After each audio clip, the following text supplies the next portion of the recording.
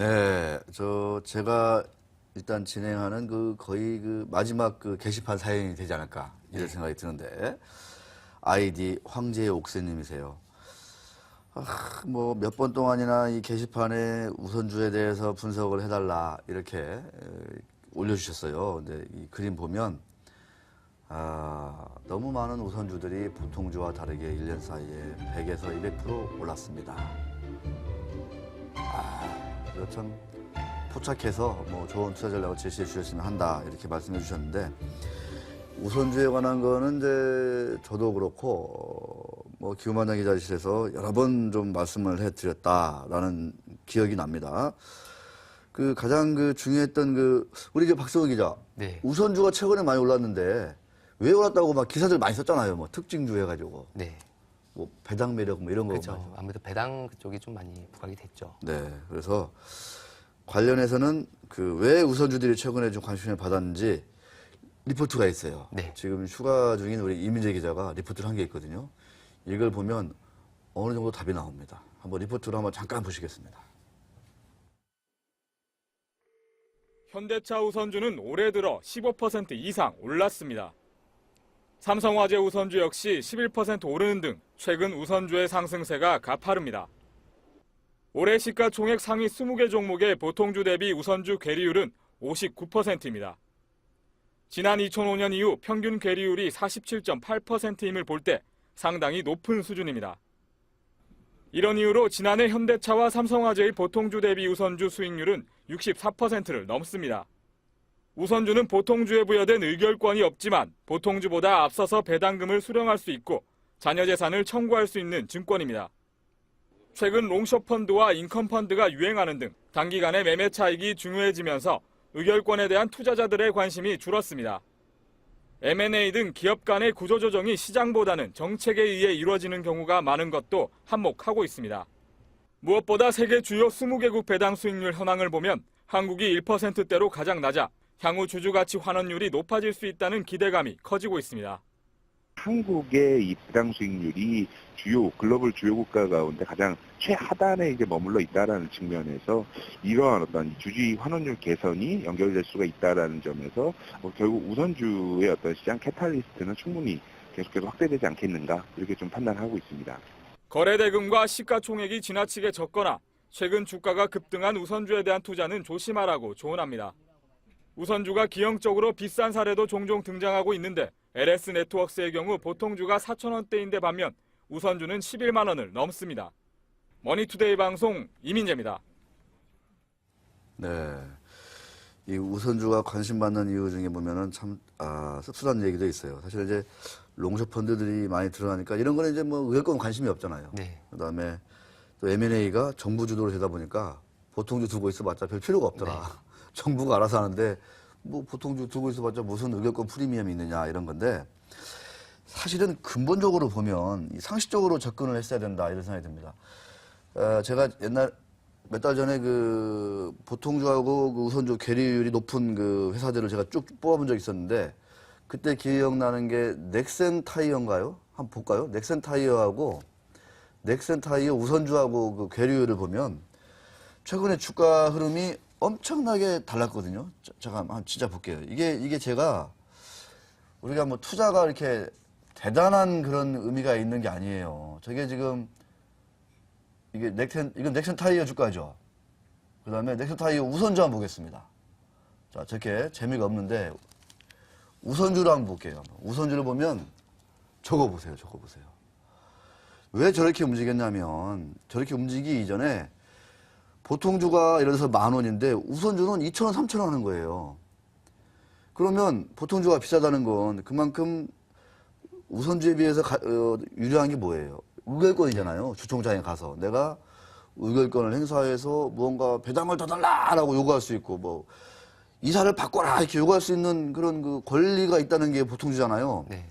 그런데 우리나라 주총장 가서 누가 이사 바꿔라 누가 얘기합니까 누가? 전혀 보통주 주주로서의 권리는 진짜 말 그대로 쥐뿔 행사도 안 하면서 보통주만 사는 거예요. 그러다 보니까 보통주는 10,000원, 우선주는 2,000원, 3,000원. 이게 말이 됩니까, 이게? 그러니까 보통주를 두고 있으면서 보통주 주주로서의 권리를 열심히 행사하는 그런 문화, 그런 어떤 시장이다. 그런 보통주가 우선주에 비해서 비싼 거 어느 정도 인정. 그런데 전혀 그렇지도 않잖아요. 네. 그러면서도 어떤 분들은 그러더라고. 양반 문화다. 뭐 보통주 정도는 줄고 있어야지 체면에서지. 뭐 이렇게까지 접근을 하는데 뭐 그런 것 같지는 않고 그냥 그런 거예요. 맹목적으로 따져보지도 않고 네. 제가 볼 때는. 근데 중요하게 생각하는 게 제가 그 지주회사들이 이제 많이 갈 거다 하면서 이제 진화홀딩스를 제가 몇 번 얘기했었어요. 중소형 지주회사 중에. 왜 얘기됐냐면 배당 수익률 때문에 그렇거든요. 저 진화홀딩스 한번 저 일봉이나 주봉 한번 줘보세요. 저거는 대표적인 고배당주예요. 근데 저희가 몇 년 전부터 저거는 애들 적금 붙듯이 애들 통장에다가 저 주식을 사달라고 이렇게 얘기를 했거든요. 근데 몇 년 동안 안 올랐어요. 이게 주봉이에요, 주봉. 근데 2,000원 안 되는 게 지금 얼마에서 3,000원 가까이 가고 있습니다. 우리 기고만장 기자에서 주목한 이유는 뭐냐? 무슨 뭐 진양홀딩스가 무슨 대단한 사업을 하고 그런 게 아니에요. 아주 그 뭐 무슨 뭐 저 스폰지 만드는 뭐 그다음 딱 많은 그 계열사 건드리는 지주회사인데 배당 수익률이 시가로 6%, 7%, 뭐 한때 8%였어요. 그러면 이 저금리 시대에 은행에 가서 적금 예금을 붓느니 저런 데다가 투자를. 장기 투자하면 물론 시장 리스크가 있지만 그거는 시간으로 벌어라. 극복하자. 오래 가면은 결국은 극복할 수 있다. 이렇게 생각했던 거고. 그래서 우선주를 주목해야 된다고 얘기했던 것도 뭐냐. 배당을 더 많이 주더라. 배당을 더 많이 주더라. 너무 상식적인 거 아니겠습니까? 그런데 우리나라 대다수 투자자들은 우선주 십몇 년 동안 쳐다보도 안 했어요. 그런데 일단 먼저 외국인이 네. 이 대표적인 우선주, 삼성전자 우선주 같은 우선주를 공략을 했고, 그 다음에 신용자산운용이라든가 이런 데 몇몇 운용사에서 펀드 매니저들이 이 말도 안 된다 이거. 아니, 보통주 별로 뭐 관심도 없으면서 맹목적으로 보통주만 들고 있는, 그런데 배당 수익률이 더 좋은 우선주는 주가도 싸는데 배당은 더 줘. 그러니까 네. 배당 수익률이 얼마나 더 높아요. 그렇죠. 상식적으로 볼 때. 이런 그 상식에 기반해서 실체를 따져가는 거죠. 그래서 어떻게 됐냐면 현대차와 현대차 우선주들의 그 최근의 주가 흐름을 우리 박승원 기자가 한번 짚어보도록 하겠습니다. 그림 보면서. 이런 상식이 결국엔 통하는 거예요. 저 보세요. 저. 어때요? 우선주와 저 보통주의 차이는 상상 초월이죠. 그렇죠. 네, 올라가는 게. 네. 현대차가 계속 저렇게 박스권에서 주저앉고 할 때 1호비, 2호비, 3호비는 어땠어요? 계속 신고가. 네. 저거는 뭐 대단한 거를 우리가 뭐 얘기했나요? 아니죠. 아니에요. 아니에요. 정말 근거 없이 보통주만 좋아하는 우리나라 기관들, 우리나라 개미들의 어떤 그 맹목적인 투자 행태. 네. 그 다음에 저금리 시대에 우선주에 있는 상대적으로 매우 높은 수익률, 배당 수익률. 네. 딱 두 가지 본 거예요. 그러면서 단, 보통주가 건강해야죠. 네. 그죠? 상장된 회사가 건강해야죠. 부실한데 부실한 우선주다. 이게 말이 안 되는 거죠. 그래서 많은 분들이 이제 지금 물으면 어떻게 할 거냐?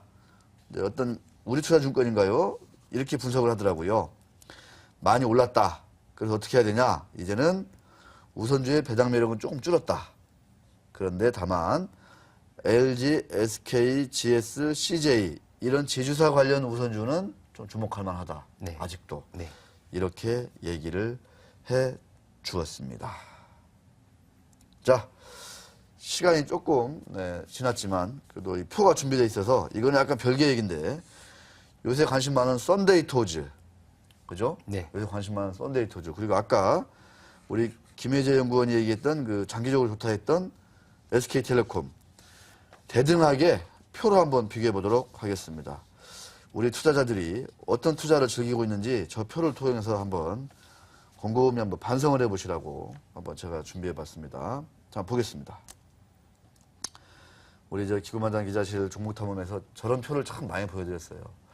썬데이 토즈, 애니팡 빵빵 뭐 이런 거 아니에요? 네. 뭐 대박 났대요. 자, 근데 작년 전체 실적이 나왔어요. 영업이익 170억, 자기 자본, 순 자본이 430억이에요. 네. PER이 아니라 PBR이 20배에 가까워요. PBR이. PER이 20배에 가까워도 손대기가 무서운 게 이 주식시장인데 PBR이 20배에 가까운 저런 주식이 하루에 거래가 수백만 주가 되면서 주가가 저렇게 날아가고 있어요. 우리 시장은, 우리 투자자들은 저렇게 어마어마하게 고평가된 주식을 좋아합니다. 네. 성장성이 있다는 이유 하나만 달고. 우리 박 기자 저런 거 보면 어때요? 약간 조금 안타까움이 있죠. 또 이미 많이 주가도 많이 올랐고 그러니까. 또 이미 또 이제 고평가된 기업이라고 좀 많이들 얘기를 하는데 네. 일단 그런 흐름에 그냥 좀 약간 어떻게 보면 맹목적으로 좀 따라가는 게 아닌가. 그래서 좀 안타까운 것도 있죠. 네, 그렇습니다. 2014년, 네, 오늘이 3월 11일이죠. 그 이후로 썬데이 토즈와 SK텔레콤의 1년 후 주가를 우리 기구만장 기자실에서 한번 짚어줬으면 하는 기대가 있네요. 과연 어떻게 될지. 네. 자, 게시판 사연과 종목 탐험 여기서 짧게 마치고 우리 박승훈 기자가 준비한 더 재미난 상장사 이야기 코너로 넘어갑니다.